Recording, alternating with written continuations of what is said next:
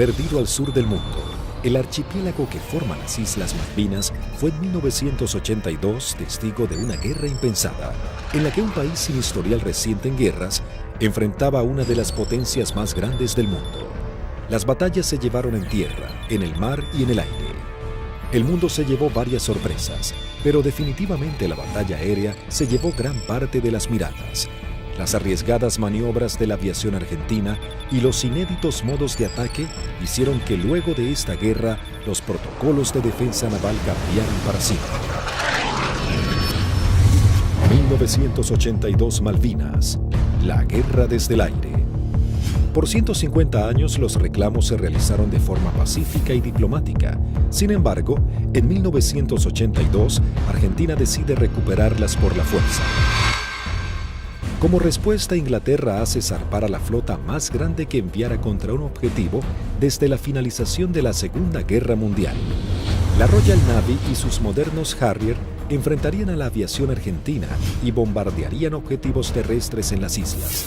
Estaba a punto de gestarse uno de los enfrentamientos más espectaculares de la aviación moderna. Los Sea Harrier y los Harrier GR-3 llegaban a la zona de conflicto con el objetivo de dominar la batalla aérea. La mayor ventaja de estos cazas es que despegan verticalmente gracias a sus toberas direccionables. A la enorme experiencia de los pilotos británicos en combates aire-aire, se sumaba que llegaban armados con el misil americano Sidewinder IM-9L, capaz de alcanzar a su blanco, aun siendo lanzado desde cualquier posición.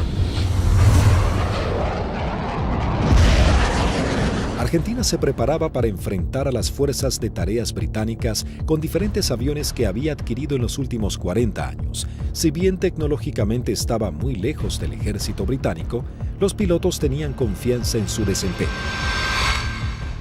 Había que pensar que el A4, el Skyhawk, era un avión que se compró de un diseño de la década del 50.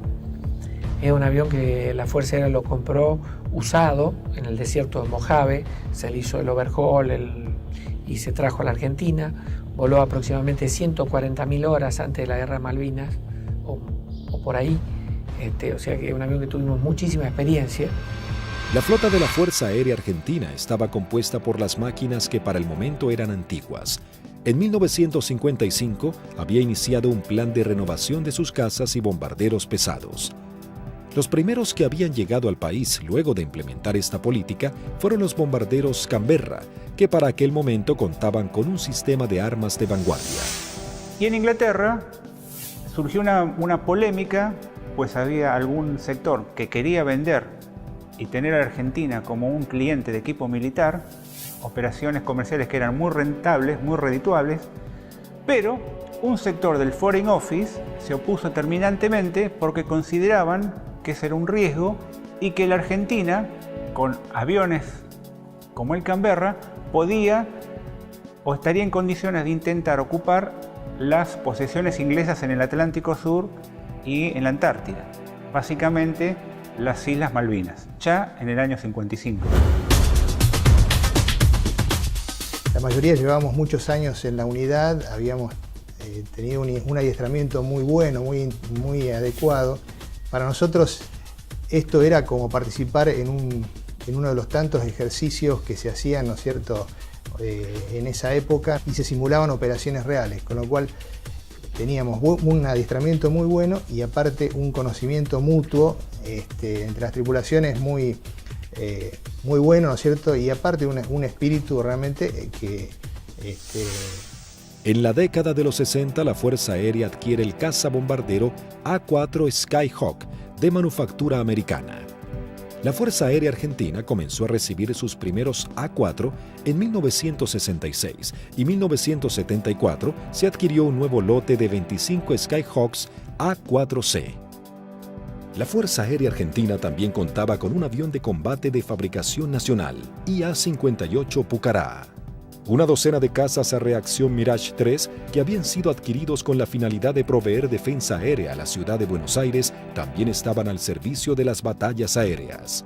39 aviones Dagger de origen israelí, su principal función era la cobertura aérea y el bombardero.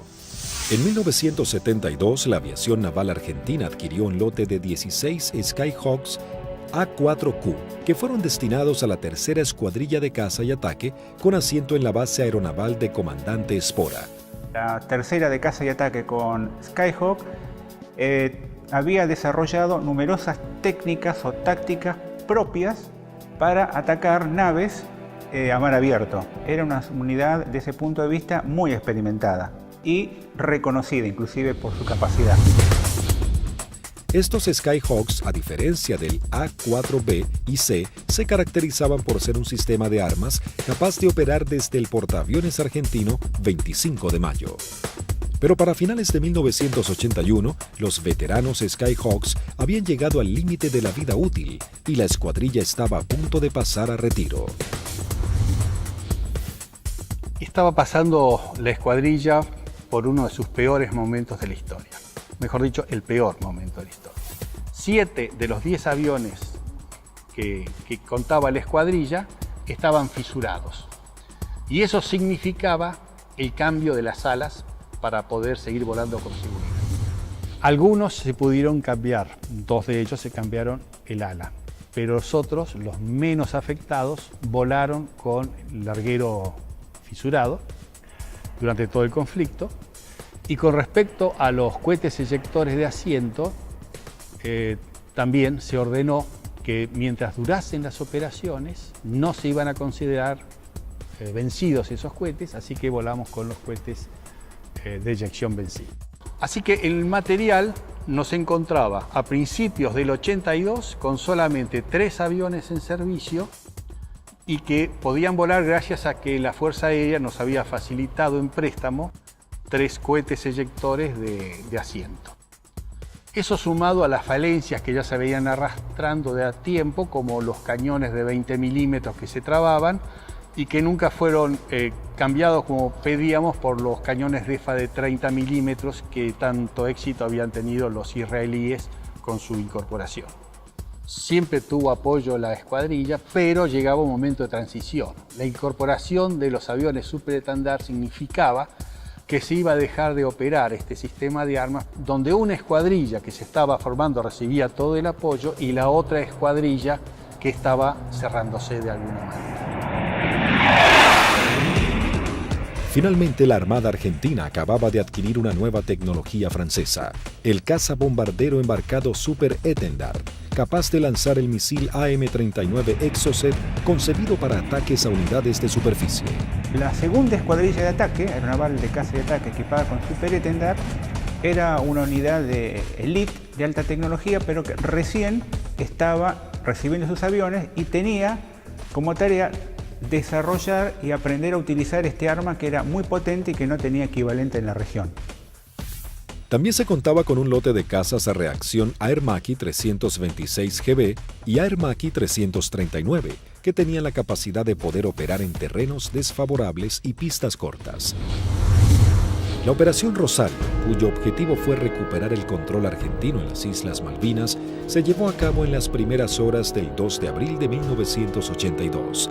Un grupo de comandos anfibios de la Armada Argentina desembarcó en las islas, redujo a la pequeña guarnición británica y tomó posesión del gobierno.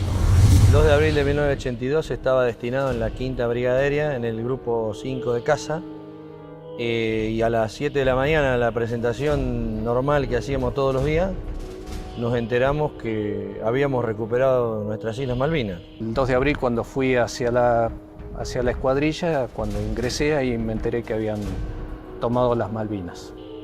Una sensación de incertidumbre. Así que me encontraba de oficial de guardia y en ese momento recibo la noticia de la toma de Malvinas. Me tomó totalmente de sorpresa. Bueno, yo pertenecía al escuadrón 1A4C, que tenía su asiento en la ciudad de Mendoza. Estábamos haciendo unas prácticas en la base de Río Gallegos. Era una práctica usual que tenía la Fuerza Aérea en aquellos años de desplegar escuadrones, se llamaban escuadrones móviles, al sur de nuestro país, como para que todo el personal estuviera adiestrado y conociendo un área de un posible conflicto. A partir de ese momento nos preparémonos para lo peor. Tras el estupor mundial y el fracaso en las negociaciones, el gobierno de Margaret Thatcher envía su flota al sur de Sudamérica. La Fuerza de Tareas Británicas estaban compuestas por diversas unidades de combate, portaaviones, destructores, fragatas misilísticas, submarinos, buques de asalto, logísticos y de desembarco. Sorprendentemente y ante la incrédula mirada del mundo entero, Argentina se preparaba para enfrentar militarmente a una de las potencias más grandes del planeta.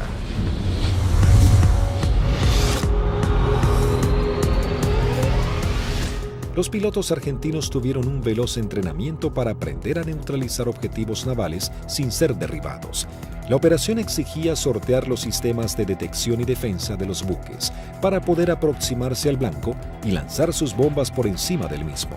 Había que equilibrar la inferioridad tecnológica con la capacidad humana.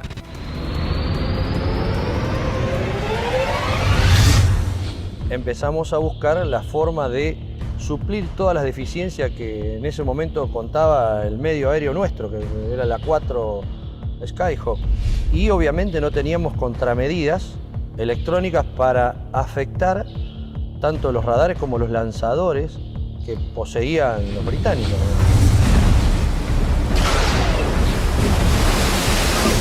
Los misiles que tenían desde 30 kilómetros, desde 20 kilómetros, 15 kilómetros y a partir de ahí cañones o armamento liviano, digamos. O sea, tenían una defensa muy grande para un solo elemento que podía ser un destructor, digamos.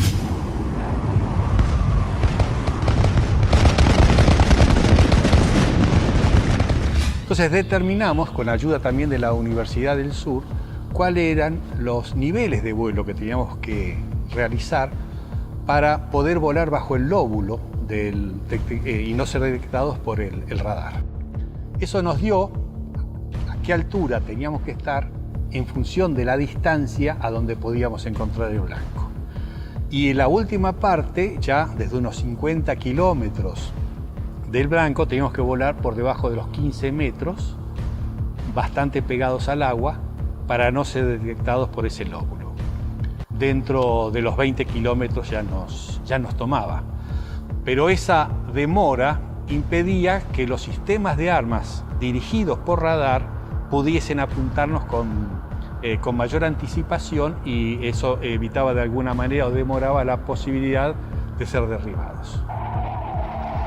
Los aviones debían volar a escasos metros del suelo, no más de 10 metros a velocidades que oscilaban entre los 900 y 1000 kilómetros por hora. La mayoría no poseía radares y las comunicaciones debían ser mínimas para evitar ser detectados. Las maniobras eran realmente arriesgadas, pero parecía ser la única forma de poder enfrentar a la moderna flota británica. El adiestramiento de vuelo rasante era complejo y arriesgado. En el mar no había ninguna referencia visual de la altura en que se encontraba. Los A4B y A4C no contaban con un radioaltímetro, instrumento fundamental que mide la altura en la que se encuentra el avión con respecto a la superficie del suelo. El instinto y el oficio pasaron a ser herramientas vitales para los pilotos.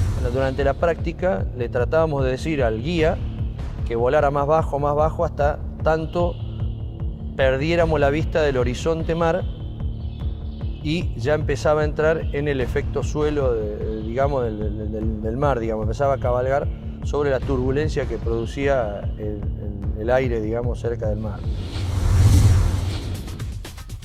El armamento que utilizaba la Fuerza Aérea estaba compuesto por diferentes bombas antiguas, paradójicamente de origen británico. Y nosotros usábamos una bomba inglesa, la ANM65A1, de 1000 libras, una bomba de Labro Lincoln, inglesa, de demolición de manzanas, que la devolvimos con muchísimo cariño y sin costo, como decía alguno. Paralelamente a los entrenamientos y mientras la flota británica se acercaba más y más, la Armada comenzaba una carrera contra el tiempo intentando de poner en servicio 8 de sus Skyhawks. También los técnicos buscaban poner en funcionamiento los escasos misiles Exocet que habían llegado al país antes del retiro francés. Hasta ese momento, esta tecnología solo había sido probada en polígonos de tiro por sus fabricantes. Nos dan la orden de la posibilidad de poner a punto el diálogo entre lo que era el sistema nuevo del super estándar con el misil M39. Cuando conectamos todo aquí en el país, el sistema no funcionaba porque era un avión con un corazón de la época del 80 con las valijas de test que eran de la época del 70. Había ingenieros que se dedicaban a desglosar todo lo que era la parte matemática, cómo traspasar distintas informaciones, y algunas de las cosas también se hicieron por ensayo y error. Se iba buscando como un candado a combinación, ¿no? Se iba buscando número por número hasta llegar al número ideal que el misil pueda leer la información del avión. Y bueno, eso nos llevó un tiempo, hasta que un día la valija que reemplazaba al misil nos da que el misil había salido y que todos los parámetros que habíamos colocado estaban incorrectos. Eso ya nos daba un alto porcentaje de seguridad de que el misil por lo menos recibía la información correcta.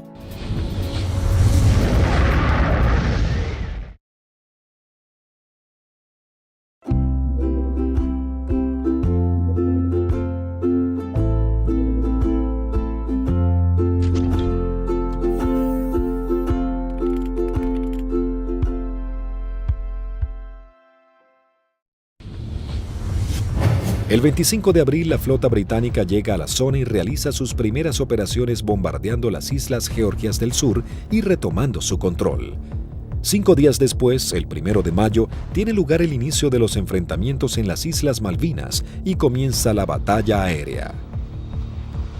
2 bombarderos Avro Vulcan británicos despegaron de las Islas Ascensión con la intención de dejar fuera de servicio la pista de Puerto Argentino.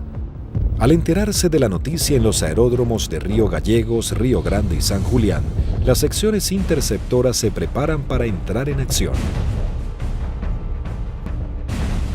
2 Dagger de la primera sección de Río Gallegos regresan al continente sin haber encontrado ningún objetivo. Una segunda sección de Dagger de la base de Río Grande es la primera en hacer contacto con aviones Harrier británicos. Al despegar hicieron contacto con el radar Malvinas, operado por la Fuerza Aérea Argentina. Con un alcance de 300 kilómetros a la redonda, se convertía en los ojos de los pilotos. A través de ellos podían saber qué aeronaves había en el teatro de operaciones.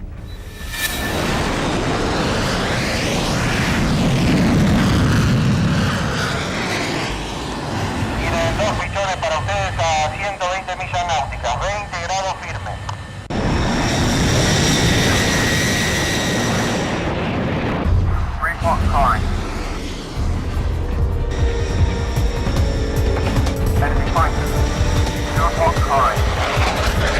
Los veo ahora los 4 juntos, no los puedo diferenciar, repito, no los puedo diferenciar. Los 4 interceptores comienzan a dar giros buscándose unos a otros, los argentinos con 22.000 pies y los Harrier 4.000 pies más abajo. Ahora los tienen a 9 millas de frente y a 1 milla al costado derecho.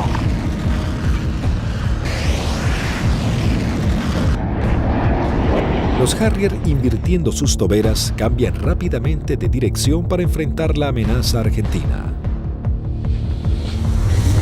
Ahora los Harrier están enfrentados a ustedes, repito, están enfrentados.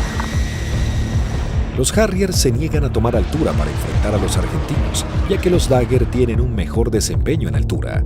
Tampoco los argentinos descienden a donde el Harrier corre con ventajas. Por esta razón no se produjo combate alguno. Esa misma tarde se produce la primera baja cuando el primer teniente Ardiles, en uno de los Dagger, armado con misiles Chaffir y cañones, pone rumbo solitario a las islas. Dirigido por el radar Malvinas, aún Eco se acerca a su misión, sin saber que en realidad se aproximaba a una trampa mortal. Lo que erróneamente el radar detectó como un objetivo eran 2 Sea Harriers en formación cerrada. Al descubrir la amenaza argentina, uno de los Sea Harrier se coloca como señuelo, mientras el otro maniobra para colocarse por detrás.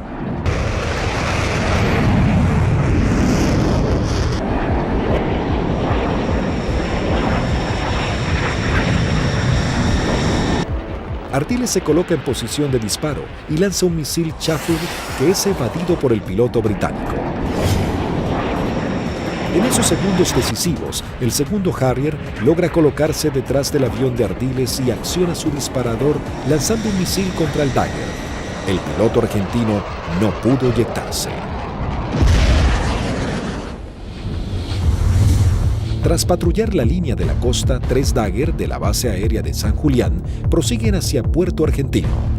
Antes de llegar se encuentran frente a 3 buques británicos que están bombardeando el área. El destructor y las 2 fragatas abren fuego contra los aviones argentinos sin poder alcanzarlos. En ese momento el capitán Di Meglio lanza sus bombas sobre el destructor. Luego los Dagger inician el escape mientras una patrulla de Harrier va a su encuentro. Los aviones británicos abortan inmediatamente su ataque cuando 2 Dagger armados con misiles se interponen entre ellos y la escuadrilla para facilitar el escape de los argentinos. El 1 de mayo habían comenzado las hostilidades y ambos bandos mostraban todo su poderío y el valor de sus pilotos. Era el bautismo de fuego para la Fuerza Aérea Argentina.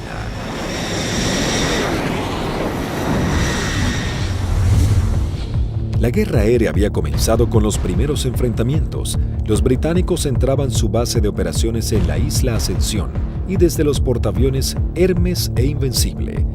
El objetivo principal era inutilizar la pista de Puerto Argentino, así dificultar las comunicaciones entre la isla y el continente, comprometiendo las posibilidades de los pilotos argentinos. La pista fue desde ese momento uno de los blancos principales de los Vulcan y los Harriers británicos.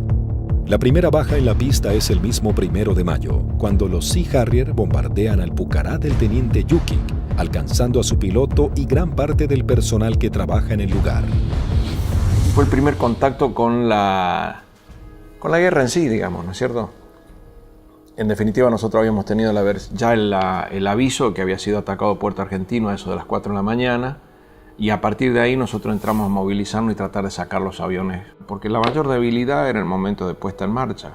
Es decir, uno estaba sentado y había gente que estaban apoyando en la puesta en marcha del avión, que también la inexperiencia por ahí, uno se pregunta por qué había tanta gente, pero todo con el ánimo de colaborar y que los tiempos para que saliera lo más rápido posible fuera corto.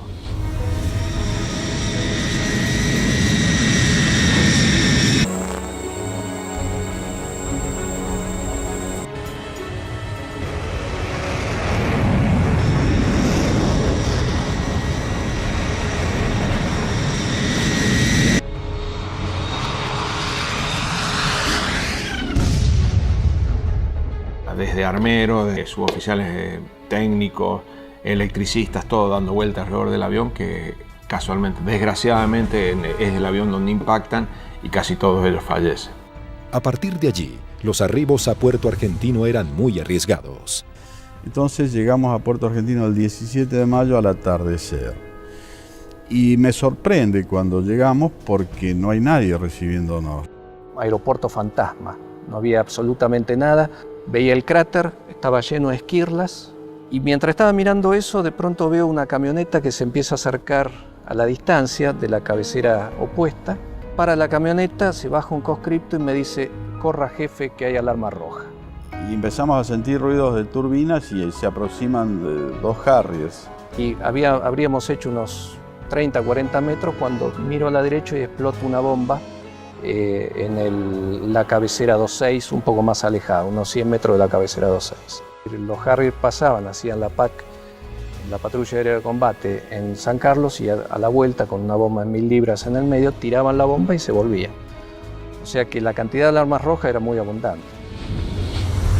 El 2 de mayo, el submarino nuclear británico Conqueror hunde al crucero Ara General Belgrano. En la operación mueren 323 marinos argentinos. La guerra había comenzado de la manera más cruda para Argentina.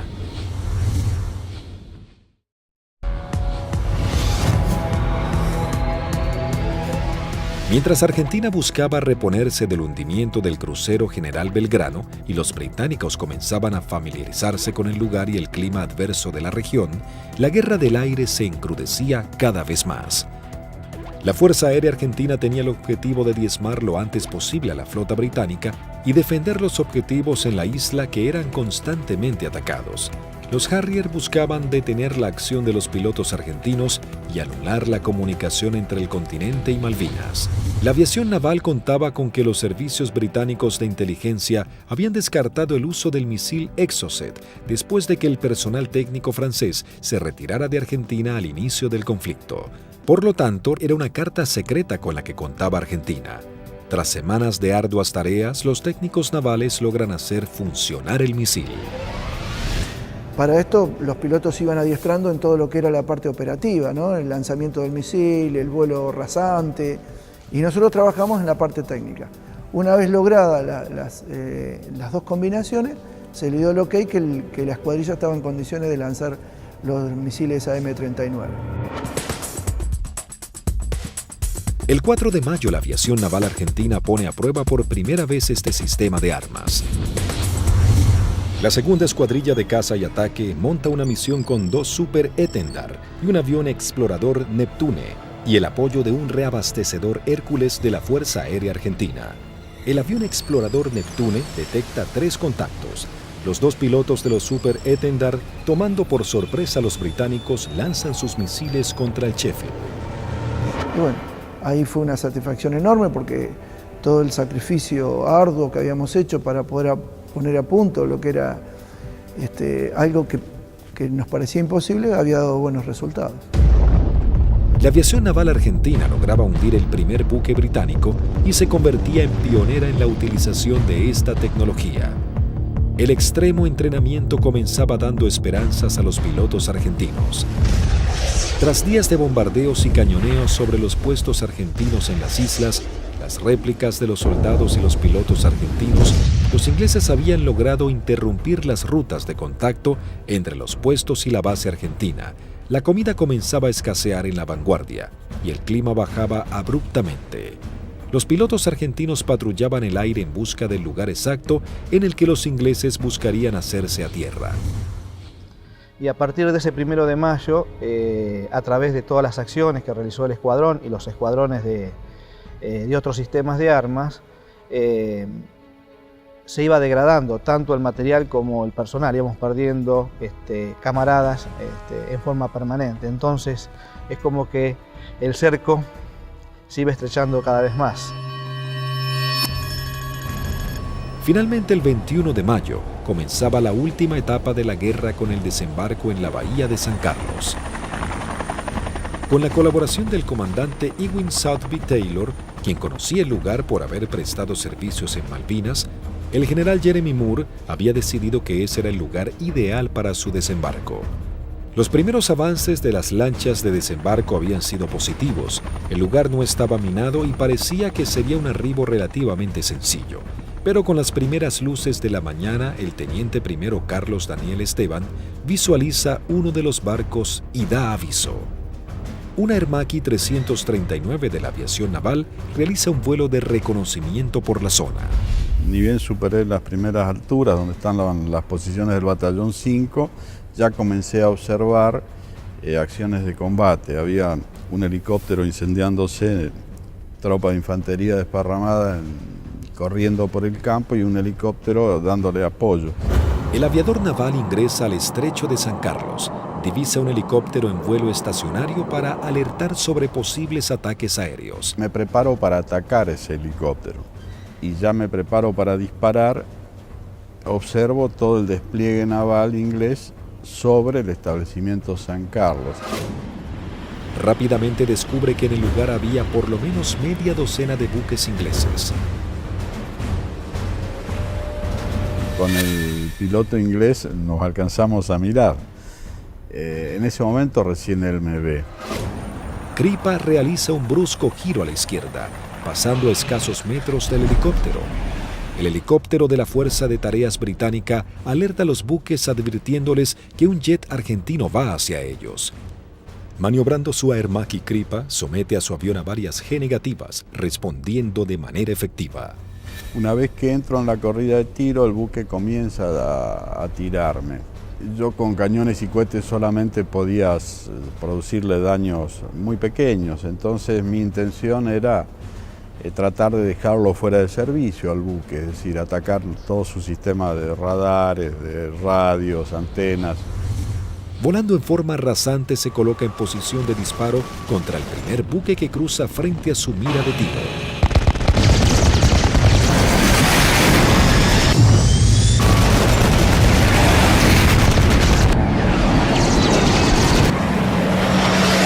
Tuve que recobrar muy fuerte mi avión con mucha fuerza para no pasar y cortar sus antenas. Una vez realizado el ataque Kripa, vuela entre medio de toda la flota británica. Las unidades ni los efectivos abren fuego por temor a impactarse entre ellos y el piloto argentino logra escapar. Entonces voy escapando sobre la península esta hasta salir del alcance de tiro de ellos y de ahí teóricamente tenía que volver. Pero pensaba que si volvía a Puerto Argentino y decía que había muchos buques, nadie iba a pensar que había la cantidad que yo había visto. Así que hice una órbita en ese lugar y en el anotador de rodilla que teníamos hice un croquis, posicionando los buques que yo vi en ese momento. Escuchamos que se aproximaba el Kripa con el avión. Yo cuando voy aproximándome pedí que fueran preparando armamento. Cortó motor y el avión seguía desplazándose cuando ya se había bajado y ahí comentó todo lo que había visto, muy a las apuradas obviamente. Me cargan en una camioneta y me llevan al comando a que yo pase la información que tenía. Tras su arribo al aeropuerto de Malvinas y pasar un informe detallado de la situación, todas las unidades aéreas de la Armada y la Fuerza Aérea Argentina se preparan para realizar ataques a los objetivos navales que se encuentran en la zona de desembarco. 30 minutos después llegó el primer ataque del continente compuesto de una formación de 6 Dagger. El objetivo es el Antrim. Una de las bombas no estalla y queda alojada en la popa de la embarcación. Así logran dejarlo fuera de combate. En este ataque también es averiada la fragata Broadsword con disparos de cañón.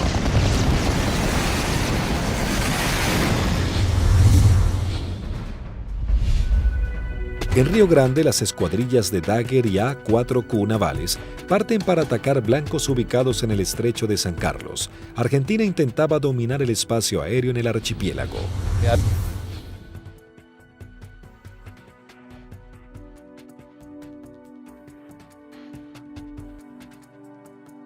Dos secciones reforzadas. Yo salí con el teniente Márquez y el teniente Arca y el sublíder era el teniente Rótolo con el teniente Lecuri y el teniente Silvester.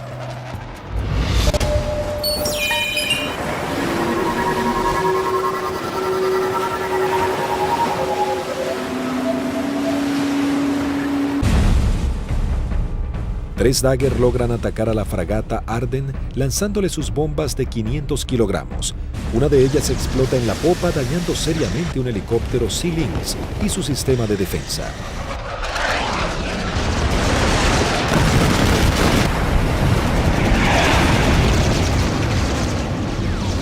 En ese instante, 3 A-4Q navales se aproximan en vuelo rasante a la bahía Ruiz Puente en búsqueda de algún blanco.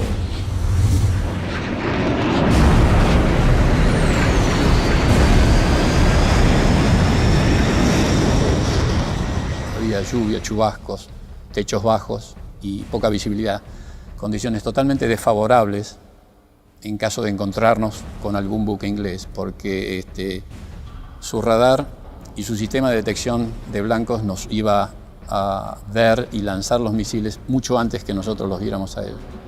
Los Skyhawk detectan visualmente a la fragata Arden visiblemente averiada. Conectamos máster de armamento, que era el único punto que faltaba. Iniciamos un giro para atacar desde una posición relativa favorable.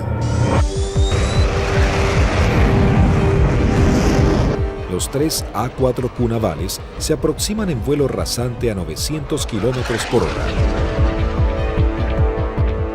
El teniente Márquez, quien vuela último, ve el impacto producido por una de las bombas de 250 kilogramos del capitán Alberto Filippi, que da de lleno en la popa, elevando una gran bola de humo y esquirlas.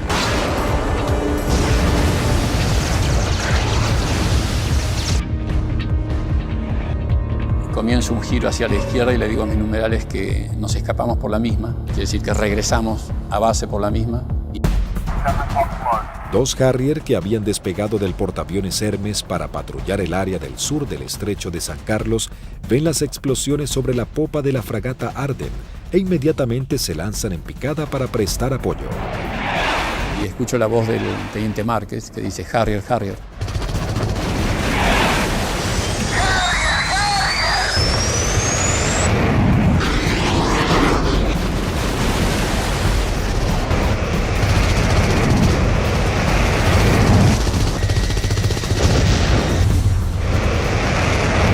Mientras el otro Harrier va tras el A4Q del capitán Filippi y le lanza un misil Sidewinder.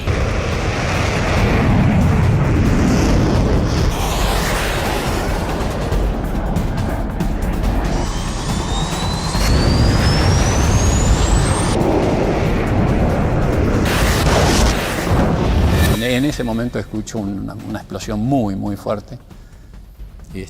Se sacude todo el avión, empieza a encabritarse con la nariz hacia arriba y girando hacia la derecha. Miro hacia la derecha, estaba girando y veo un Harrier que se aproxima como para un remate demasiado cerca para mi gusto. Entonces le digo a la división, me dieron, me eyecto, estoy bien. Una fuerte explosión, un golpe muy fuerte en todo el cuerpo, me desmayo.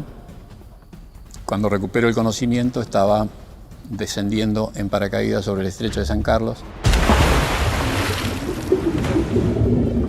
El impacto fue bastante más fuerte de lo que yo me hubiera imaginado. Tuve suerte porque el mismo paracaídas, una vez que entro en el agua, se acuesta y el viento lo infla y el viento mismo me sacan de abajo del agua y me lleva hacia la costa, ¿no? En la costa, bueno, llegué, estaba realmente agotado.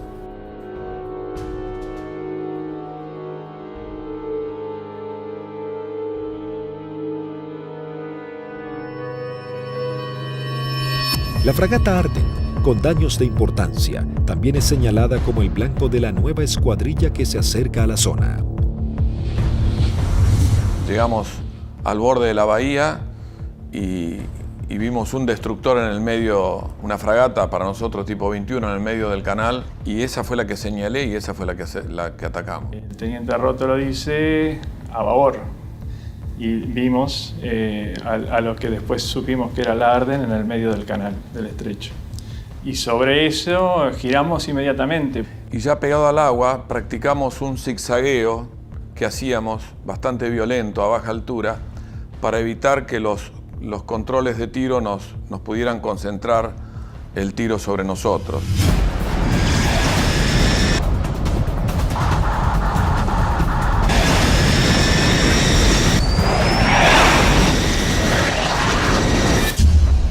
Lo que parece una eternidad antes tiene que ascender a 60 metros, 200 pies, nivelar el avión y empezar a hacer puntería si quiere que la misión sea efectiva. Yo vi que se inundaba el mar de piques y uno sigue con esa trayectoria, ya no tiene otra alternativa.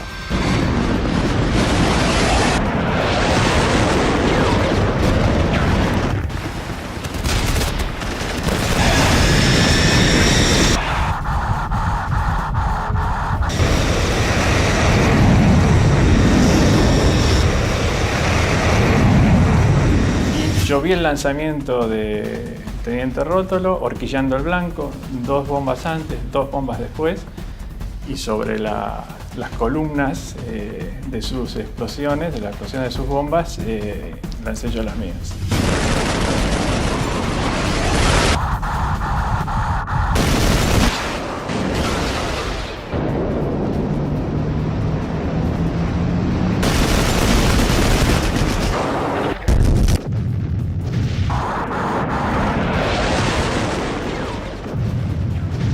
mientras lanzaba, intentaba no perderlo de vista, porque de hecho estábamos con combustible muy marginal y él tenía un equipo que yo no tenía a bordo, que era el BLF, que es un equipo de navegación y que le permitía una navegación precisa. Mi seguridad de hacer el camino más corto de regreso al aeropuerto era mantenerlo a él a la vista. A pesar de todo el fragor del ataque, alcancé a decirle: rompo por derecha y me voy por el morro del costado, y al poco tiempo un silencio y poco a poco fueron apareciendo. Primero Lecour, después Sylvester. Y ahí nos volvimos a juntar. Por un lado teníamos la satisfacción del deber cumplido y por otro el sabor amargo de haber perdido, bueno, lo que las estadísticas dicen que se pierden en este tipo de ataque a unidades navales. El 50% de las unidades que salen normalmente no regresan. Sí, es un ataque, es violento, es muy violento lo que se vive en la cabina. Debido a los ataques que sufrió ese día, la fragata HMS Ardent se une en las frías aguas del estrecho. Sin embargo, las fuerzas terrestres británicas preparan el avance a Puerto Argentino.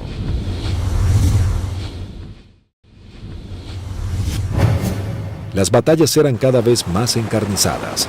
El ejército británico debía lidiar con las tropas argentinas apostadas en las islas, los ataques certeros de la aviación y con el clima que día a día se volvía más frío. El 23 de mayo se desata un nuevo ataque contra otra de las unidades de superficie claves de la Fuerza de Tareas británica. Esta vez el blanco es otra fragata clase 21, la Antelope. El primer ataque a los buques en San Carlos comienza poco después de las 9 de la mañana con escuadrillas de Skyhawks navales y de la Fuerza Aérea. Una segunda escuadrilla de 4 Skyhawks A4B de la Fuerza Aérea Argentina se abre paso a través del fuego antiaéreo y de los misiles. Los A4B a cargo del primer teniente Luciano Guadagnini y el alférez Gómez se dirigen hacia la fragata Antelope para atacarla. Guadagnini inicia su corrida de ataque, lanza su bomba y es alcanzado. El impacto deja su avión fuera de control, pero el piloto logra enderezar su A4, aunque no pudo evitar la colisión contra el mástil de la fragata.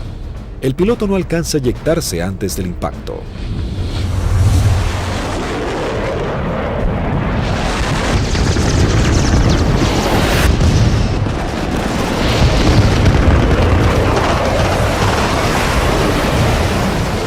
La bomba continuó su trayectoria y quedó alojada en la banda de estribor sin explotar. Tras la primera incursión, el ataque a la nave continúa con los A4Q navales, que se aproximan rápidamente en vuelo rasante por la isla Gran Malvina. Pude recorrer bien pegado al terreno en la isla Gran Malvinas y llegamos lo que vendría a ser al cordón muy bajo que hay, pero de unos 450 metros de altura.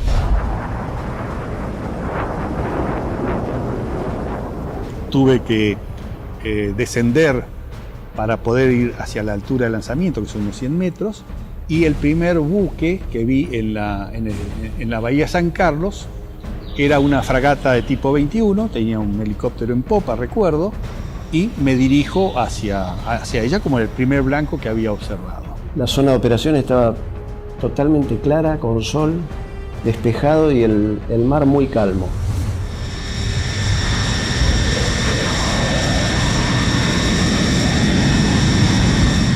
Todo era como en las ejercitaciones que siempre hacíamos con flota, un buque que simulábamos el ataque, el buque que nos apuntaba, pero esta vez en vez de apuntarnos tiraba también.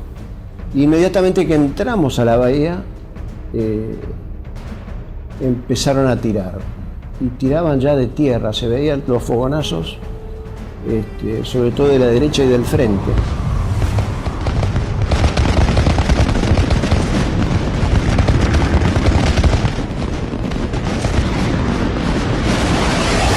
Cuando estaba más cerca de la entrada a la bahía, puedo ver sobre la izquierda a un buque que era más redituable como blanco, porque era un buque grande de tipo logístico.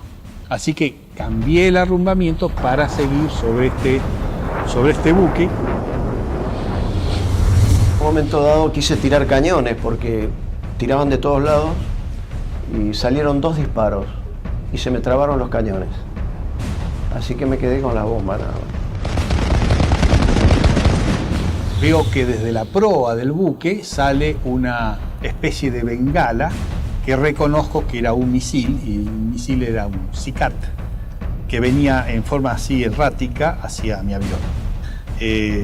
Hago una maniobra evasiva, un fuerte giro hacia la derecha, algo veo pasar por el costado así de la cabina. Pero evidentemente el misil ese me había sacado en la corrida de puntería, que si bien no me derriba, logra el objetivo de que yo no pueda lanzar con mayor precisión las bombas, y evidentemente mi salva fue larga. Habían borrado las matrículas de los buques, así que se veía un buque gris clarito sin poder identificar qué buque era. Cuando paso lanzo, eran 2.000 libras de peso que largaba en un instante, el avión hace una cabreada, quiere subir, impido que subo, y cuando miro adelante estaban tirando de todos lados.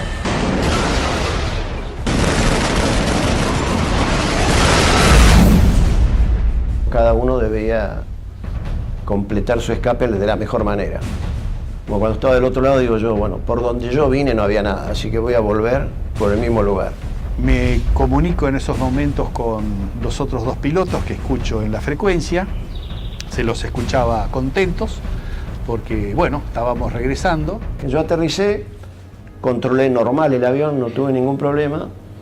Cuando llego al extremo de pista, aterriza su bizarreta, pero él venía con las 2.000 libras de bombas, revienta una cubierta en el aterrizaje y se empieza a ir de pista. Y ahí se eyecta y, bueno, fue una eyección fallida.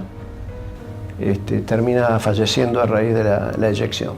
Así que cuando salgo a los 600 metros, tenía la pista adelante, me dicen que aterrice del lado derecho, le pregunto por qué, me dicen que aterriza del lado derecho nuevamente, reafirman y bueno, cumplo esa orden de aterrizar sobre el lado derecho, y en la carrera de aterrizaje veo que había un A4 que estaba en pilón, apoyado sobre la nariz, en el tren principal de la nariz y sin la cabina.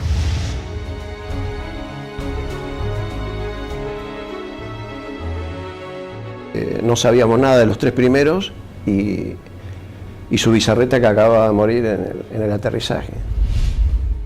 Aunque dañada severamente, la Antelope aún continúa a flote. Esa noche, mientras se intentaba desarmar una de las bombas, estalla. Automáticamente se produce un incendio masivo y la nave se hunde. Con los británicos en tierra, listos para marchar a Puerto Argentino, la aviación se esforzaba más y más para frustrar sus objetivos. Por las noches, los Canberra arrojan bombas pesadas para hostigar blancos en las áreas donde las tropas británicas poseen puntos fortificados de artillería, logística y puestos de mando. Se usó la táctica, digamos, del tiro a gran altura, pero auxiliado por el radar. La mayor amenaza para nosotros eran los misiles tierra-aire y las patrullas de Harrier. En la última oportunidad que tiramos sobre Monte Kent, el radar nos avisa de que se estaban acercando una patrulla de Harrier y nos fue dando las posiciones relativas, o sea, nos avisa que estaban a 25 millas, nosotros hacemos el tiro, realizamos la maniobra evasiva, a partir de allí le damos al avión la máxima velocidad posible, ¿no es cierto? Vemos que se acercan hasta 20 millas y luego empezamos a perder, digamos, a ganar distancia con respecto a los Harrier, con lo cual esa fue una amenaza concreta que no llegó a acercarse a la distancia de tiro. Con las primeras luces de la mañana del 25 de mayo, el mayor ataque de la aviación argentina comenzaba a gestarse. El almirante Woodward, jefe de la Marina Británica, previendo la situación, rápidamente despliega sus unidades para sostener los ataques.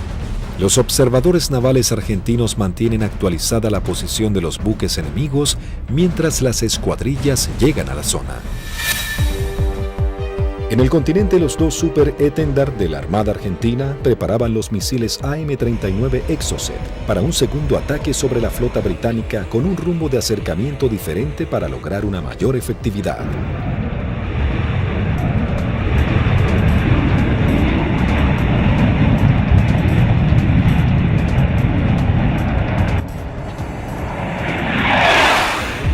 A las 15:20 horas surgen dos A-4B sobre la isla Borbón y se dirigen hacia mar abierto, encontrando a la fragata y el destructor frente a ellos. Los A-4B lanzan su armamento. Una de las bombas rebota en el mar e impacta sobre el buque atravesando su cubierta de vuelo, destrozando la parte delantera de un helicóptero Sea Lynx y luego cae al agua. Los otros dos A-4 se acercaban en rasante rápidamente hacia los buques. Yo iba del lado izquierdo y mi guía del lado derecho, y como no teníamos radar obviamente, el control lo hacíamos con nuestros ojos. A mí me tocaba controlar desde el frente a la izquierda y el guía del frente a la derecha, no teníamos otra alternativa, digamos.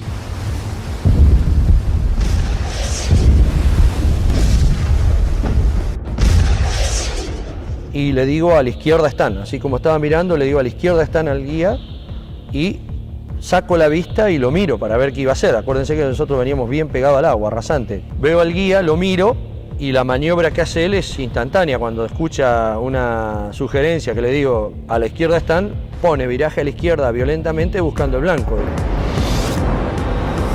Inmediatamente el guía pone viraje brusco a la izquierda, dejando sin opción a Barrio Nuevo de tener que elevarse para esquivarlo entrando en el área de tiro del radar, que al estar en automático, inmediatamente lanza un misil Sea Dart. Escucho a la otra escuadrilla, Carballo, que dice el misil, el misil, el misil. Y Rinque, que venía atrás, le dice, no se preocupe que va por otro lado.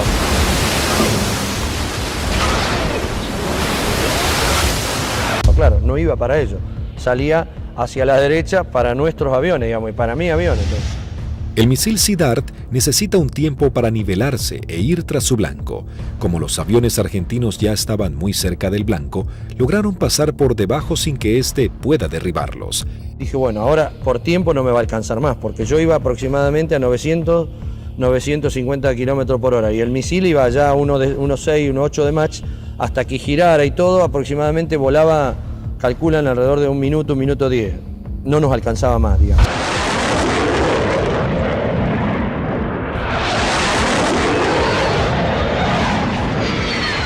Yo lo veo al guía porque le iba formando un poquito más atrás, unos 50, 100 metros más atrás, y veo perfecta las bombas cuando la lanza y impactan a no más de 1 metro del agua.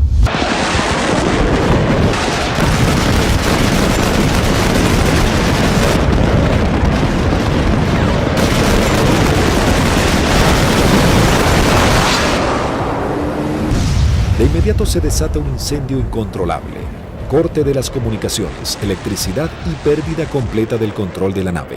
Cuando aterrizamos en Río Gallegos, estaban columnas de mecánicos, los primeros 200, 300 metros con banderas, saludándonos. Yo pensaba, mirá qué bien, estaban festejando el 25 de mayo, digo, contento que volvemos los 4 aviones, espectacular, bárbaro. Y cuando vamos a la plataforma para estacionar, vemos que hasta el jefe de escuadrón viene a recibirnos y algunos pilotos. Yo no entendía nada, y yo como era el último avión, yo no me preocupé. Y cuando bajo, el jefe de escuadrón me maltrató. ¿Qué hizo? ¿Qué hizo usted, Alfredo? Yo le digo, el avión está en servicio, le digo, puede volar, no lo rompí, no hice nada. Le digo, está bárbaro. No, pero ¿qué hizo? Y ya me agarra de la solapa, eso no me lo olvido más. Así de la campera, de lo que le quedaba del chaleco salvavidas, y le dice, ¿pero qué hizo, señor? No sé. Me despeiné en el vuelo, le digo, estoy desilustrado, no tengo ni idea. No, ¿qué hizo? Acaba de hundir un buque en 20 minutos. 19 hombres sucumben inmediatamente en el ataque y se hunde 20 minutos después de ser alcanzada. Al mismo tiempo que los A-4B de la Fuerza Aérea ponen rumbo al continente, un Hércules de la Fuerza Aérea Argentina reabastece al este de las Islas Malvinas a 2 Super Étendard de la aviación naval. Ellos ya están preparados para un nuevo ataque con misiles Exocet.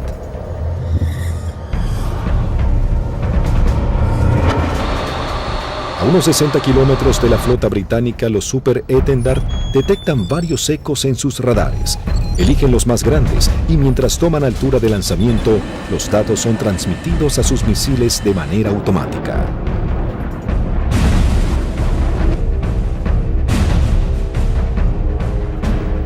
Una vez en vuelo, el misil es autónomo. ya tiene los datos del objetivo cargados en su memoria y se dirige a casi el doble de la velocidad del sonido a escasos metros del agua.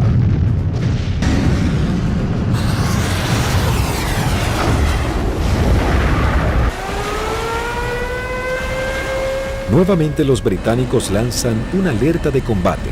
Los navíos ordenan despegar helicópteros con equipos para señuelos antimisil. Uno de los Exocet impacta en el buque e inmediatamente se desata un incendio que destruye elementos vitales para la operación anfibia que se desarrolla en San Carlos.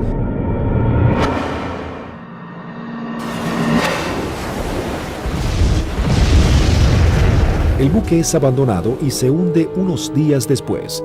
Si bien el daño infligido sobre la flota británica era considerable, cada vez la resistencia argentina estaba más doblegada en las islas.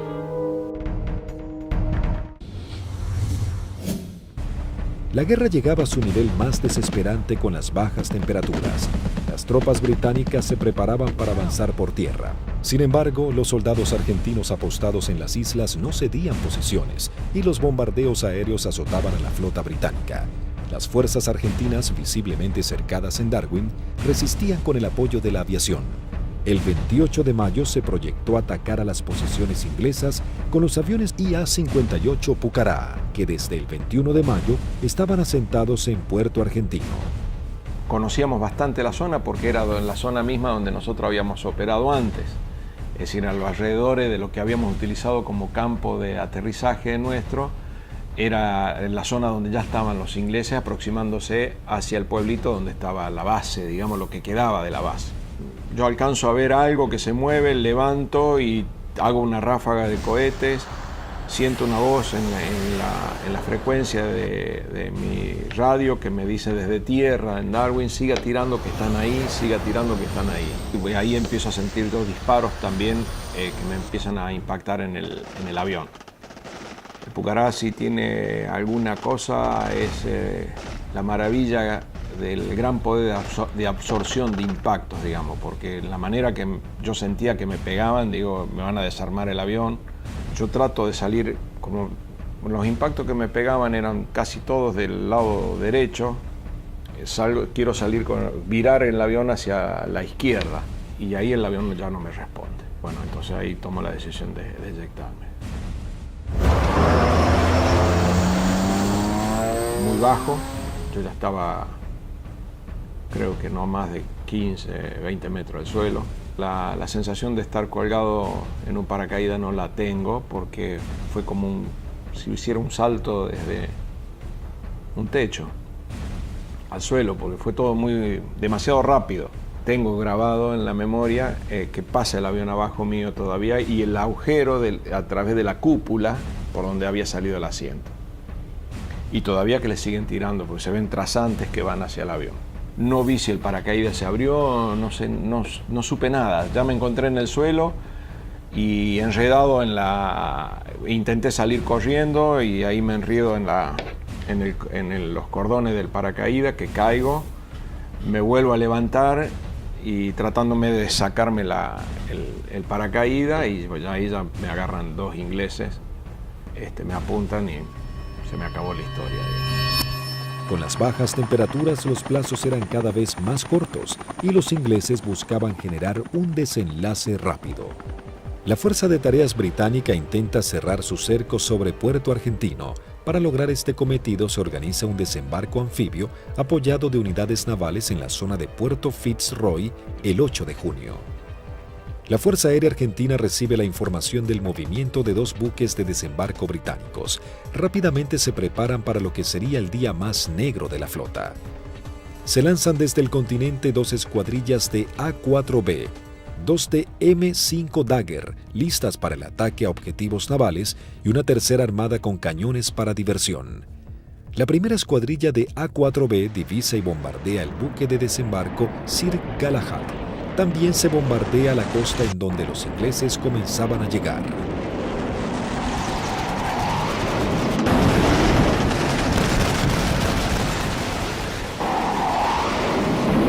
La Fuerza Aérea Argentina, sabiendo que ha logrado impactar en los buques de desembarco, redobla su apuesta y envía una escuadrilla de A-4C y 2 A-4B para bombardear las posiciones terrestres en la cabeza de playa. El día 8 de junio se me avisa por la mañana temprano de que, bueno, era uno de los seleccionados para que esa tarde, a través de un avión Learjet, pudiéramos volar hacia Mendoza y poder visitar a nuestras familias. Pero claro, antes de poder alcanzar esa meta había que realizar una misión, entonces todo cambia un poquito el ángulo de cómo uno está viendo esa misión. Por supuesto que nadie hablaba, ¿no? Todo en ese momento estaba muy consustanciado con sus cosas íntimas, recordando a la familia, bueno, recordando a algunos camaradas que también habían caído. Así que bueno, uno ya, ese es el último momento que uno tiene como para pensar en uno mismo y en pensar en sus familiares. Siempre nos despedíamos de los compañeros que se quedaban y el abrazo era interminable y como si fuera la última vez, ya que no éramos kamikaze como nos dijeron, sino que teníamos conciencia de los riesgos y que las chances siempre eran muy escasas para sobrevivir. Una característica que teníamos siempre en nuestra unidad es que el personal de mecánicos que preparaba nuestros aviones y armaba nuestros aviones se ponía siempre al costado de ambos lados de la pista, con banderas argentinas, con los trapos con que limpiaba el avión, con lo que tuviera, con la campera, como para saludarnos y darnos ánimo. A las 15 horas parten hacia las islas las primeras 2 escuadrillas de A-4B compuestas por 3 aviones cada una.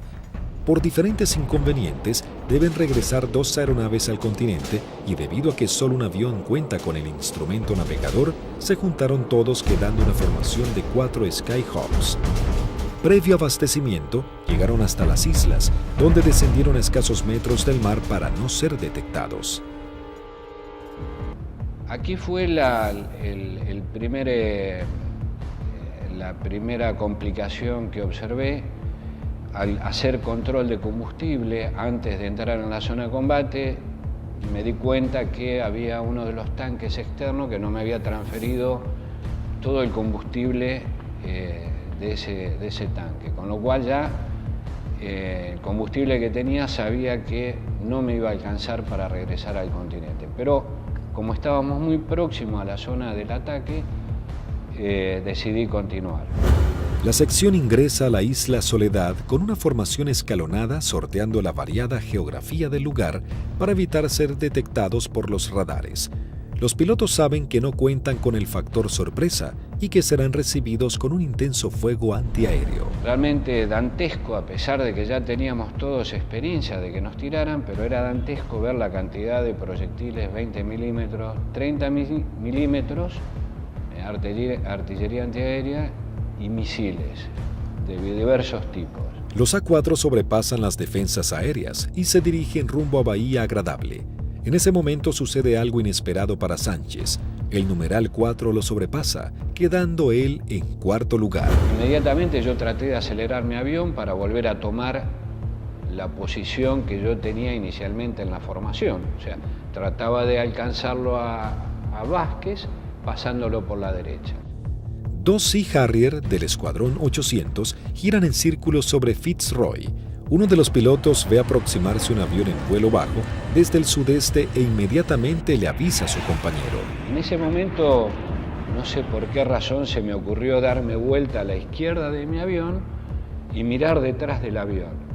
Y lo que se veían eran impactos de proyectiles atrás de mi avión, inmediatamente en la cola, y se levantaban surtidores de aguas, varios piques detrás de mi avión. Sánchez, sin saber quién era su atacante, decide continuar con su maniobra para lograr colocarse tercero en la formación. Cuando está sobrepasando al alférez Vázquez, Bolsan, el líder, encuentra al lanchón de desembarco saliendo del seno Choi Seul. Cuando la ve, inmediatamente pone viraje y el resto de los aviones lo siguen, con lo cual los 3 aviones se me vinieron encima mío. Ninguno se había dado cuenta que yo venía tratando de ocupar mi posición, con lo cual los tuve que saltar por arriba, evitándolos, tomé altura, lo cual siempre era un riesgo porque evitábamos tomar altura en la zona de combate porque era un tiro al pato, decíamos, de cualquier avión o cualquier buque que anduviera en la zona. Ante la tónica mirada de los pilotos británicos, los 3 Skyhawks inician su corrida-ataque hacia el lanchón. El numeral 2, teniente Juan Arraras, logra impactar de lleno la embarcación con sus bombas, ignorando la presencia de los aviones Sea Harrier.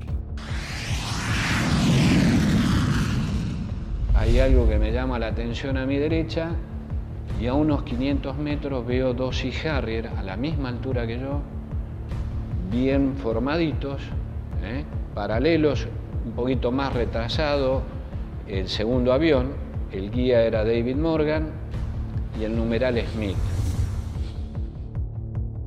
El Sea Harrier lanza su primer Sidewinder hacia el avión de Arraras e inmediatamente Sánchez da la alerta. Cuando vi eso, que lanzó el misil, les doy la voz de alerta a mis compañeros, o sea, misil en el aire, 2 Sea Harrier. Arraras es impactado por un misil en su parte trasera, dejándolo fuera de control. Si bien se eyecta, no logra sobrevivir. El Harrier arremete contra el segundo A4. Tiene en su mira al avión de Vázquez. Lanza su misil impactándolo de lleno y sin que pudiera eyectarse. Realmente ese fue un momento choqueante, quedé muy choqueado porque el pensamiento era hace un instante, era un compañero mío, un amigo mío, un camarada mío, que desapareciera de esa forma, o sea, me impactó mucho, ¿no? Sin perder tiempo, el Harrier, piloteado por David Morgan, continúa su ataque contra su próximo objetivo. Las maniobras evasivas del avión del primer teniente Bolson no logran evitar el misil. Su piloto tampoco logra sobrevivir a la explosión. Y al volver a entrar en conciencia, inmediatamente fui a buscar los 2 Sea Harrier, ya que yo estaba expuesto también a recibir un ataque. No los vi donde estaban últimamente, en la última posición. Se me ocurrió mirar para arriba y ahí es que veo un Sea Harrier que empieza a hacer, baja su nariz para iniciar el ataque a donde yo estaba en ese momento posicionado. Tras el ataque, el único A4 sobreviviente, en inferioridad de condiciones para entrar en combate, decide desprenderse de todo el peso extra y emprender un escape pegado al mar acompañado de maniobras evasivas. Estaba realmente muy estresado, muy choqueado, con lo cual había cosas que estaba descuidando, entre ellas el combustible. Cuando me di cuenta, realmente no me alcanzaba para llegar, excepto a Puerto Argentino, no llegaba a ningún lado. Lo primero que hice fue tomar altura, independientemente de que anduvieran los Sea Harrier, ya no importaba mucho. Moría de una forma o iba a morir de la otra, así que... Sánchez toma altura y reduce su potencia de motor a fin de economizar el gasto de combustible, aunque queda expuesto a cualquier tipo de ataque. Mientras tanto, la sección de A4C entraba en la zona de combate atacando el personal que desembarcaba en la costa de Bahía Agradable. Ahí nos encontramos con los barcos humeando, muy próximos a la playa, y un enjambre de hombres que estaba desembarcando y que iba trasladando todos los pertrechos hacia la playa.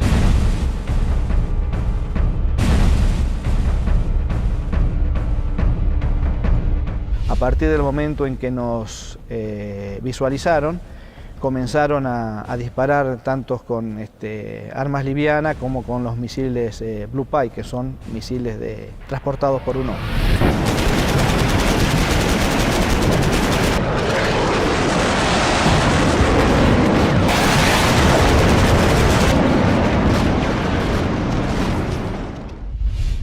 Tuve la oportunidad de esquivar 2, girando un poco el avión y poniendo pedal, tratando de evitar. Pasaron algunos por arriba y algunos por abajo.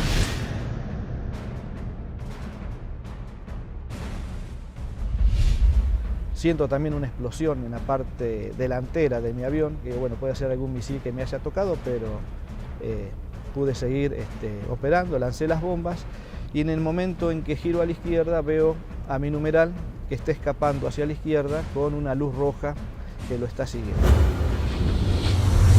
Cuando gira hacia el otro lado veo al numeral del capitán Caffarati también con otro misil en la cola y le vuelvo a gritar, pero hace caso omiso, pero era a través o por el problema que yo tenía de mi equipo de radio. El Skyhawk del teniente Sánchez se encontraba expuesto en altura, con sus cañones trabados y sin combustible para llegar a la base. Toda su escuadrilla había sido derribada y no había sobrevivientes. De la decisión del piloto podría salvarse, caer prisionero o congelarse en medio del mar. Mientras tanto, en algún lugar sobre el océano Atlántico, el teniente Sánchez decide arriesgarse e ir en busca del Hércules reabastecedor, descartando la idea de regresar a las islas para eyectarse y ser tomado prisionero. Cuando vamos camino al reabastecedor, escucho la voz del momento del teniente Sánchez, el Pipi Sánchez, que había sido uno de los únicos sobrevivientes del ataque anterior.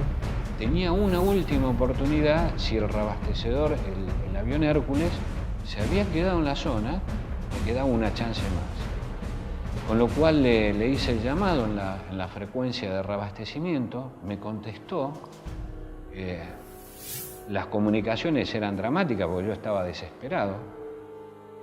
Así que le pedí por favor que si me podía ayudar, necesitaba reunirme con él y que me diera combustible. Él me daba indicaciones de posiciones geográficas, pero yo al no tener mi equipo de a bordo, porque solamente algunos aviones lo transportaban, no tenía forma de ubicarlo geográficamente. Escuchar la voz de él en forma casi desesperada, llamando al avión Hércules reabastecedor para que lo pudiera alcanzar. La tripulación era el vicecomoro Cano y el capitán Rubik. Realmente, si le debo la vida a alguien es a ellos. Siempre digo que son mis segundos padres. La situación era que la última vez que vi el indicador de combustible no me quedaban más de 400 litros, que prácticamente no da para nada, realmente no daba para nada. Con lo cual dejé de verlo porque lo único que hacía era producirme más estrés por no estar acoplado al Hércules. La tripulación del Hércules, en un gesto heroico, se aproxima bastante a las islas y le da la tranquilidad de decirle, quédate tranquilo, pibe, que ya estamos yendo por allá.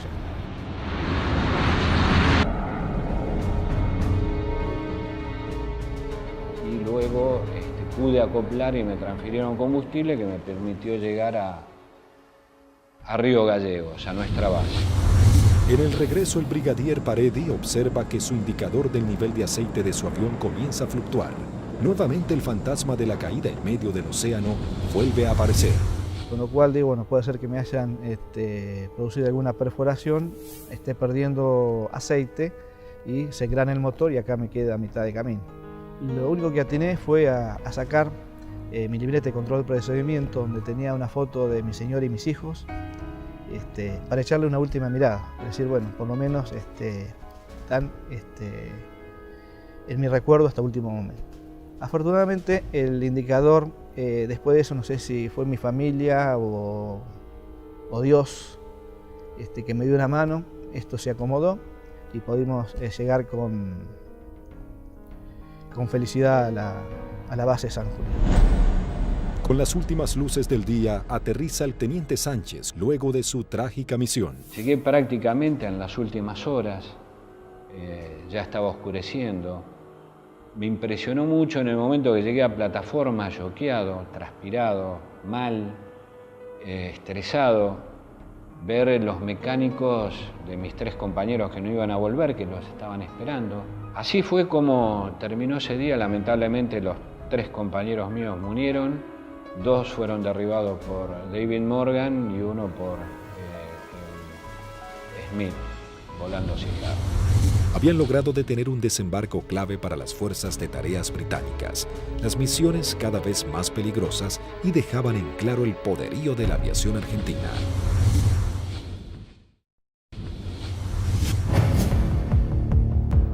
La guerra terminaba, sin embargo las misiones de la Fuerza Aérea eran cada vez más arriesgadas.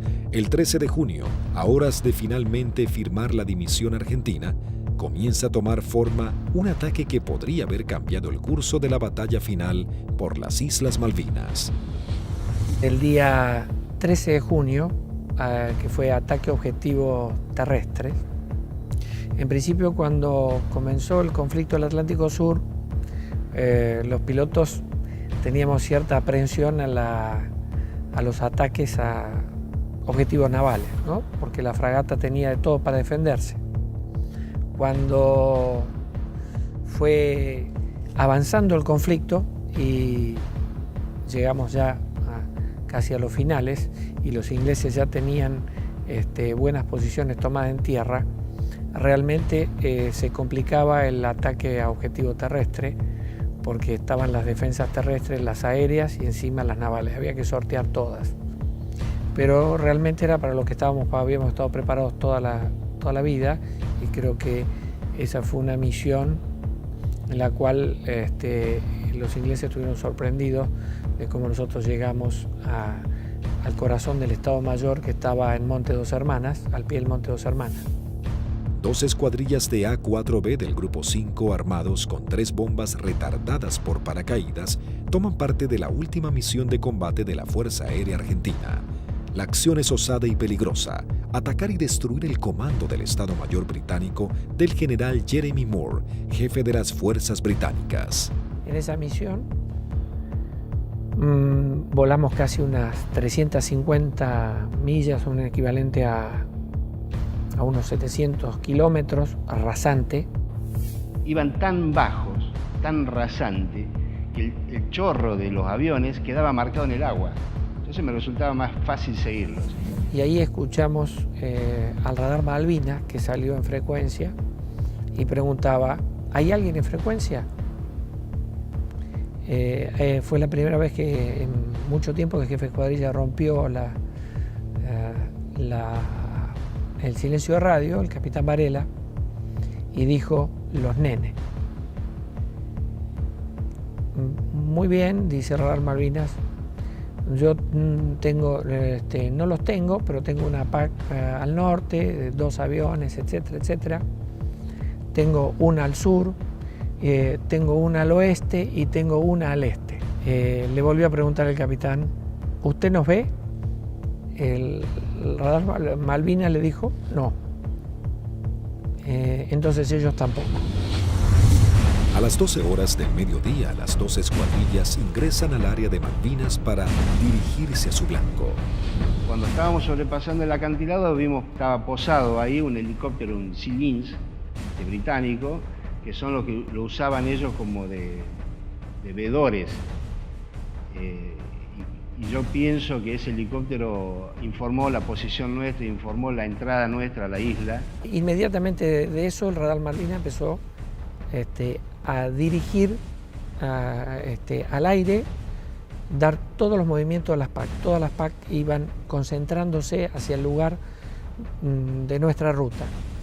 Los A-4B toman vuelo rasante máximo, en formación cerrada, pegándose contra el terreno para evadirse de los Harrier que venían a derribarlos. El jefe de escuadrilla observó un soldado inglés con su casco y su fusil que subía una colina y lo encontró de frente al avión. Evidentemente estábamos volando muy bajo. Varela iba como siguiendo el terreno, volando bajo, y por momentos se perdía de vista. Cruzamos esa pequeña loma y por delante nuestro había un campamento muy prolijo con unos shelters y una veintena de helicópteros aterrizados en ese sitio y un despliegue de gente. Los 4 Skyhawks logran sortear el terreno y llegan al corazón del Estado Mayor británico. Hasta que escucho tirar, dice Varela, tirar. Y veo ahí veo los fogonazos de los 4 bombardeos que hicieron cada uno de los aviones. Los A-4B se dirigen directamente al cuartel general y lanzan sus bombas. En medio del caos e improvisando la defensa, el general Moore escapa del ataque. pude ver el impacto de los helicópteros en marcha y el impacto de los cañones nuestros, una mancha marrón que iba pegando en cada uno de las puertas del helicóptero. Yo era la primera experiencia que tenía de haber tirado tan cerca. Incluso uno de los helicópteros despega y, digamos, nos pone el rotor de frente al avión. La segunda escuadrilla, al mando del teniente Cepeda, entra en acción realizando un segundo ataque sobre los cuarteles de mando. Cuando yo veo ese escenario, ordeno a mi escuadrilla tirar en ese lugar, ya sobrepasado el ataque de Varela, más adelante. Tiramos las bombas y bueno, vamos a salir. Yo salgo, sigo la línea de vuelo y venía un helicóptero, un Siquín, cruzando de mi derecha a izquierda. Y empecé a disparar a ojo, porque como la munición es trazante, me quedaba marcado por dónde iba la munición, entonces yo veía y movía el comando como para que barrerlo al helicóptero con la munición.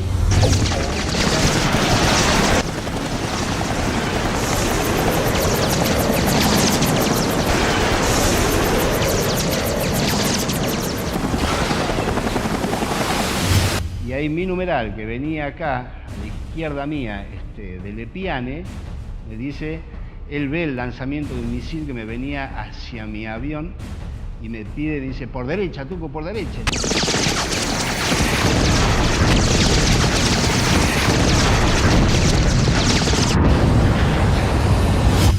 Decidimos salir en forma individual, atravesando las islas con regreso al continente por a San Julián. Los A4B emprenden su regreso al continente volando rasante. Algunos de ellos con averías deben ascender para economizar combustible. Las situaciones individuales de los pilotos se vuelven complejas. Utilizo mi avión y veo a mi derecha, abajo a mi derecha, una sombra de un avión, de un perfil de un avión. Entonces, uy, es un Harrier.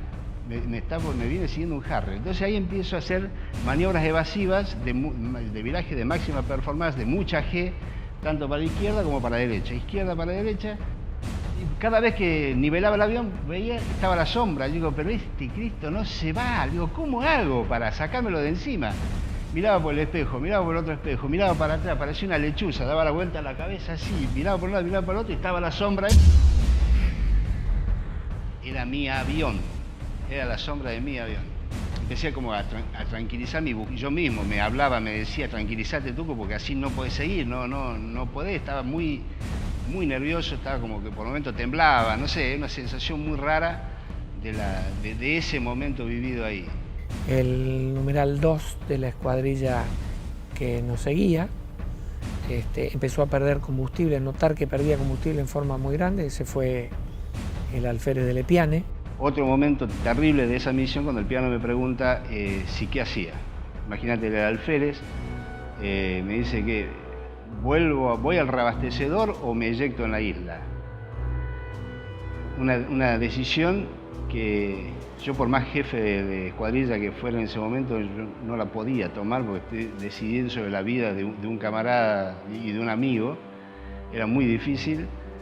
Dije, piano, encomendate en Dios, pedile a Dios que te ayude y decidí vos, no me lo pida a mí, por favor, decidí vos. Ya sabíamos que como estaba y con las transmisiones que recibíamos no volvía al continente, entonces le pedimos al reabastecedor que lo fuera a buscar. Que él veía que a medida que se iba buscando a la coordenada donde nos canta, donde estaba el reabastecedor, él veía su indicador de combustible cada vez bajar más, me decía, tengo 500, tengo 300, tengo 200, yo decía, no llega a nada, no te busca nadie, no te rescata nadie, en medio del Atlántico no te rescata nadie. El comandante del Hércules, vicecomodoro Lee 30, escuchando los pedidos de Lepiane, decide ir hacia él aún sabiendo que puede ser derribado por misiles británicos. Ahí en ese momento el piano lo ve al Hércules, él estaba arriba del Hércules y hace el viraje y se le tira al Hércules. Pensá que era un alférez, tenía muy pocas horas de vuelo. Creo que debe haber sido el...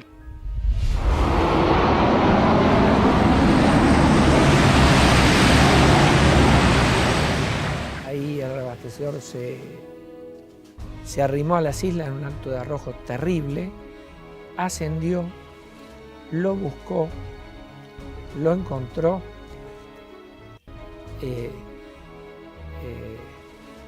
reabastecieron con una pérdida de combustible muy importante en el plano, tenía un agujero que atravesaba el plano completo, o sea que todo lo que le daban, parte iba al motor y el resto iba fuera del avión, y regresamos todos sanos y salvos al continente. Todos llegamos, incluso de lesbianos.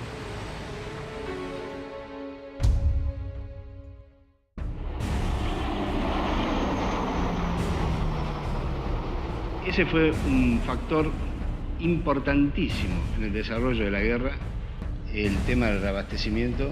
Nosotros estábamos muy compenetrados y nos entendíamos muy bien con los pilotos, las tripulaciones de Hércules, y fue uno de los secretos mejor guardados de la guerra y en la cual le dio la posibilidad de éxito a muchas misiones de la Fuerza, fue que los ingleses nunca pudieron encontrar dónde hacíamos los reabastecimientos.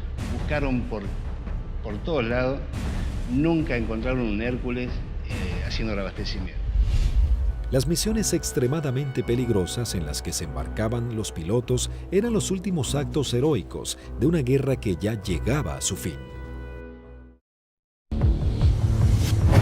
El 14 de junio de 1982, las tropas británicas finalmente ingresan en Puerto Argentino y se firma la rendición argentina.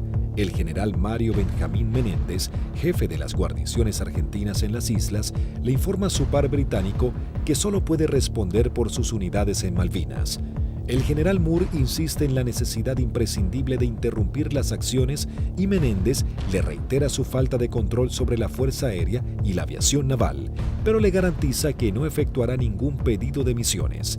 Moore comenta sus experiencias en San Carlos y Monte Kent, donde noche a noche eran bombardeados por los Canberra, y agrega que el día anterior había salvado su vida por un minuto al ser atacados por aviones A-4B.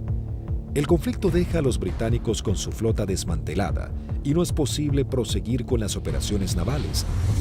En ese momento, si alguien le pone un valor en números, y un avión que no valía más de $50.000, y una fragata CL-42 valía $550 millones puesta en el puerto.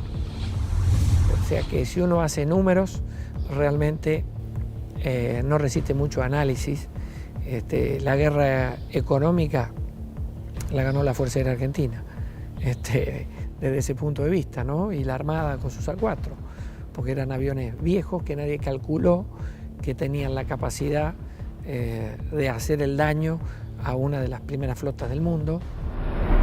Bueno, creo que hicimos bien los deberes. Hicimos aquello para lo cual estábamos adiestrados y creo que lo hicimos bien. Yo creo que esa es la demostración más grande del profesionalismo y de la cadena que hace que ese hombre, en definitiva el último eslabón, llegue y cumpla con su objetivo. Pero hay un montón de gente atrás y que todos han demostrado ampliamente su valía y convencimiento por la fuerza y en definitiva por la nación. El escuadrón, a pesar de que tuvimos muchas bajas, tuvo el espíritu y las ganas de seguir combatiendo y defender algo que era nuestro. Lo realmente importante es el vínculo que uno genera con el camarada que va a entrar en combate junto a uno, que va a arriesgar su vida con uno y del cual va a depender de mí y yo voy a depender de él. La voluntad y el deseo de poder cumplir con la misión y cumplir con ese juramento que en algún momento hicimos cuando éramos cadetes, de defender la bandera y la patria hasta perder la vida. 36 aviadores de la Fuerza Aérea Argentina y 4 de la Aviación Naval Argentina perecieron en operaciones de combate y accidentes. Primero y fundamental, el mejor recuerdo para aquellos que dieron todo, que es fundamentalmente la vida de aquellos que no volvieron. Es el gran honor para mí de haber haber conocido héroes vivos. Eso yo creo que es el mayor honor que he tenido, que me ha permitido la vida. El conflicto de Malvinas dejó un sabor amargo, pero marcó la impecable profesionalidad de los pilotos argentinos, quienes con tecnologías claramente inferiores y algunas que ni siquiera habían sido probadas, lograron dar batalla y sorprender al mundo con maniobras y estrategias de combate que jamás se habían utilizado. Si Argentina la recupera, será por la vía diplomática, con inteligencia, con trabajo. Es como se lo explico a mis hijos. Malvinas, con toda la calma del mundo, significa la persistencia de la necesidad de recuperarlas.